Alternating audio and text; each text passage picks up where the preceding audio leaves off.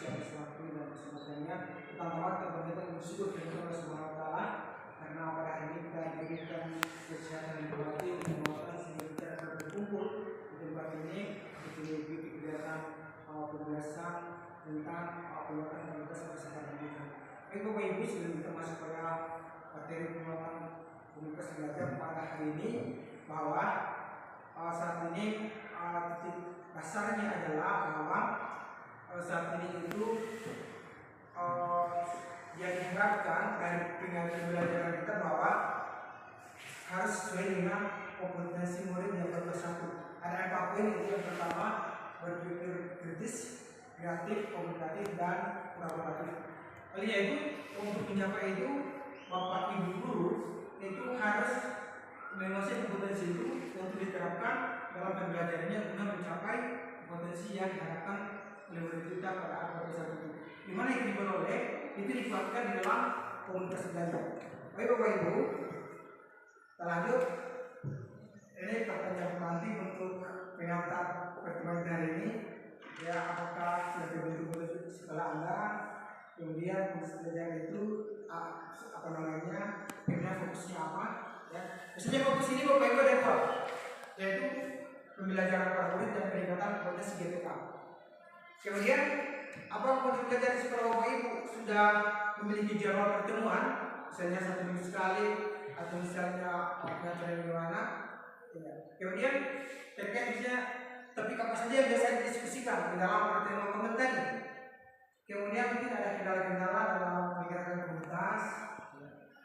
Kemudian terakhir itu untuk materi kali ini adalah solusi terhadap pembelajaran. Biasanya kalau sudah dipertemukan di kolaborasi bersama dengan komunitas, guru itu biasanya bisa menemukan kunci-kunci persoalan yang ada di sekolah. Pengertian?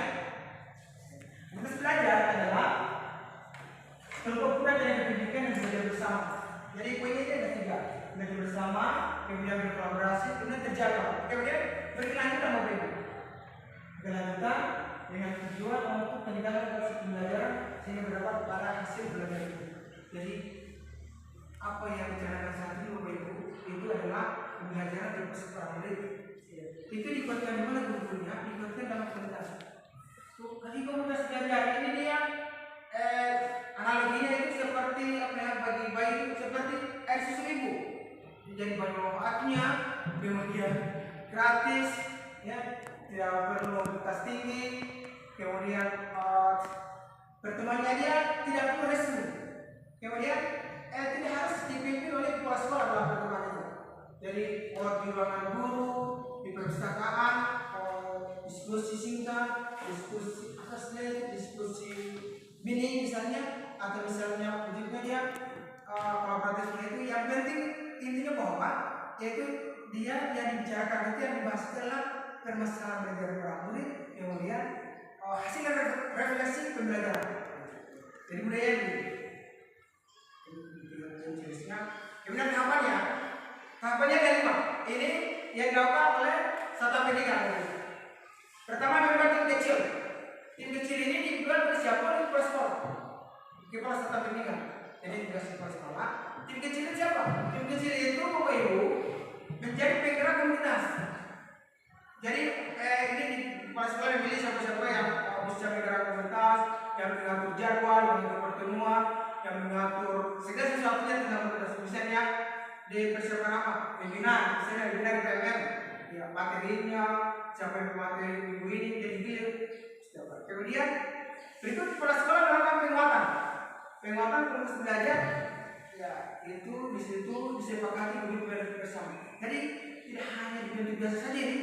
Pertama harus punya komitmen, kemudian ada nilai. Ini yang disepakati, ini bersama. Maksudnya komunitas belajar kita itu kita mau di mana, tujuan untuk apa, kemudian nilai apa yang harus kita fokus dalam pemenuhan daripada setiap pertemuan komunitas itu. Jadi ini maksudnya bukan kelompok belajar biasa gitu, tapi itu manfaatnya sangat luar biasa. Kemudian yang ketiga ini menciptakan lingkungan belajar yang ramah guru. Setelah harus diciptakan seperti ini, Ya, mulai dari semua warga sekolah, dari kepala sekolah, guru, staf, TU, Indonesia dan sebagainya itu harus menciptakan lingkungan. Misalnya, contoh misalnya pada sekolah itu, di sana kan ada kampanye, misalnya kawasan sekolah bebas dari rokok misalnya, saja. Ya, seperti itu. Kesepakatan sekolah itu harus dia memenuhi kriteria ini. Berikut ada satu sekarang yaitu di wajib belajar di komunitas 1 jam Bapak Ibu, 1 jam lebih. Nanti di sekolah itu pasti sudah pelannya dikirim di sekolah-sekolah masing-masing. Kemudian ini jam wajib belajar ini apa? Untuk membahas segala sesuatu yang berhubungan dengan besar ini. Pembelajaran favorit, kemudian meningkatkan kompetensi begitu. Kemudian apa yang tadi itu yang ada di komunitas ini yang disepakati bersama komitmen jadwal-jadwal tadi itu dirasikan bersama. Kemudian jangan lupa Bapak Ibu itu di komunitas juga menjadi wadah untuk berbagi praktik baik. Ya, misalnya ini ada guru yang menemukan kunci pemecahan masalah tentang misalnya kalau kita tahu seperti itu misalnya kita itu kan masalah klasiknya 2 literasi dan literasi pada sekolah besar. Kita itu menemukan apa sih? Misalnya lomba poster hasil kemudian jurnal membaca yang kita lakukan sama. Ya, meskipun hasilnya bermaksimal, tapi ini yang kita sepakati. Kemudian misalnya lagi Bapak Ibu punya praktik baik dibagikan di komunitas Bapak Ibu. Jadi di komunitas itu usahakan dia itu hidup, berkembang dan berkelanjutan. Ini ragam kegiatan pada komunitas belajar. Banyak masa pembelajaran, alternatif mencari masalah, apakah tentang problem aja, misalnya tentang asesmen bagaimana itu menciptakan rubrik, misalnya checklist, anekdot, catatan hidup dan sebagainya, itu belajar. Bertukar hasil nilai menilai hasil belajar. Jadi ini Bapak Ibu misalnya Bapak Ibu hanya belajar kelas 1, kelas 7 kelas 1 ya, itu jangan berangkat bahwa kalau ada masalah di kelas 9 itu bukan masalah Bapak Ibu, masalah di kelas sekolah itu merupakan masalah bersama.